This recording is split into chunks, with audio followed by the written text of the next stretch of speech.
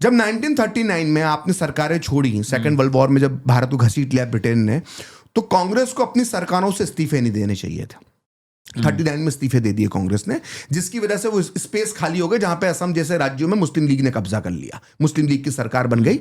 इन्होंने इस्तीफा क्यों दिया था कांग्रेस ने? सेकेंड वर्ल्ड वॉर में अंग्रेजों ने भारत को शामिल कर लिया बिना कांग्रेस की सलाह पे। तो कांग्रेस का कहना था कि ये आपका युद्ध है, हमारा युद्ध नहीं है, हमसे बिना पूछे आप शामिल नहीं हो सकते, और आपको हमसे वादा करना चाहिए कि हमें आप आजाद कर दोगे, हमें स्वायत्ता दोगे, हमें अधिकार दोगे, तब हम आपके साथ युद्ध में शामिल होंगे। युद्ध में गांधी जी हिटलर की नीतियों के आलोचक थे, इसलिए उनके मन में ये नहीं था कि मैं ब्रिटेन सरकार के साथ शामिल ना हूं, लेकिन वो उनकी कुछ शर्तें थी कि हमें ये अधिकार मिलना चाहिए। तो खैर आपने सरकारों ने इस्तीफा दे दिया इस विरोध में। अच्छा, तो कांग्रेस ने उसके विरोध में इस्तीफा दे दिया। इस स्पेस जो सरकारें खाली हुई, इस पर मुस्लिम लीग और ब्रिटिश गवर्नर ने या तो गवर्नरशिप लगा दी, और असम जैसे राज्य में मुस्लिम लीग की सरकार बन गई, बंगाल में मुस्लिम लीग की सरकार बन गई। अब असम में मुस्लिम लीग की सरकार बनने का नुकसान क्या हुआ? नवाब सादुल्ला, मोहम्मद सादुल्ला वहां के मुख्यमंत्री बने, जिस समय उनको प्रधानमंत्री कहा जाता था उस समय स्टेट के हेड को। तो जो सीएम बने सादुल्ला, तो सादुल्ला मुस्लिम लीग के बहुत बड़े नेता थे। सादुल्ला ने बिहार से, बंगाल जो आज बांग्लादेश का हिस्सा, उस इलाके के मुसलमान ला ला के असम में बसाना शुरू किया। अच्छा। और सादुल्ला ने यह बहाना बनाया कि भाई ये तो मैं यहाँ पर किसानों की जरूरत है इसलिए बुला रहा हूँ, यहाँ की खाली पड़ी जमीनों पे खेती होगी तो असम का भला होगा। तो उस समय के वायसराय जो वेवल थे, उन्होंने बड़ी अच्छी बात कही कि बोले अनाज की खेती के लिए नहीं सादुल्ला बुला रहा है, ये मुसलमानों की खेती के लिए यहाँ पर असम के अंदर मुसलमानों की खेती करना चाहता है, इसलिए यहाँ पे बुला रहा है। तो जो डेमोग्राफी चेंज जो आज हिमंता बार बार बात करते हैं, इसकी जड़ में मोहम्मद सादुल्ला है। अब यहाँ पे एक दिलचस्प बात, थोड़ा सा मैं विषय अंतर कर देता हूँ। इतने बड़े नेता थे मुस्लिम लीग के सादुल्ला, तो आपके मन में यही सवाल उठाओ, ये आता होगा मन में आपके कि जब भारत पाकिस्तान का बंटवारा हुआ तो सादुल्ला भी पाकिस्तान चले गए होंगे? नहीं गए।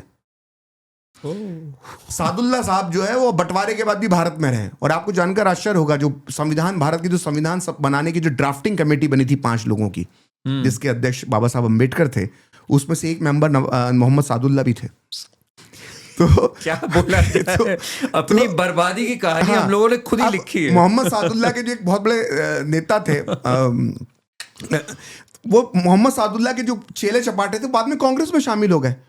अच्छा। मोइनुल हक चौधरी, वो इंदिरा सरकार के अंदर मंत्री बने, वो मोहम्मद सादुल्ला के चेले थे, केंद्रीय मंत्री बने। मोइनुल हक चौधरी वो चेले थे। ये सादुल्ला की पूरी जो लिगेसी थी वो भारत में रह गई। तो खैर ये विषयांतर हो गया था। तो नहीं, पर बहुत बड़ी बात आपने बताई, तो यहाँ पे हमने नींव रख दी। मेरी बात पे आपको भरोसा नहीं हो रहा, मैं चाहूंगा इस जगह पे आप तस्वीर भी लगा दे इस वीडियो में। आप ड्राफ्टिंग कमेटी की तस्वीर गूगल में सर्च कीजिए, गूगल में जाइए, लिखिए कॉन्स्टिट्यूशन ड्राफ्टिंग कमेटी, और उसके अंदर आप इमेज पे सर्च करिए, तो एक इमेज बनती है, उसमें काली टोपी लगाए और अचकन पहने जो व्यक्ति है ना, वही मोहम्मद सादुल्ला है। तो वो आजादी के बाद, बंटवारे के बाद भारत की संविधान सभा में बैठ के भारत का संविधान बना रहा था डॉक्टर अंबेडकर के साथ मिलकर। तो ये विडंबना है ना। तो खैर, और ये मुस्लिम लीग का था और वहां सीएम था।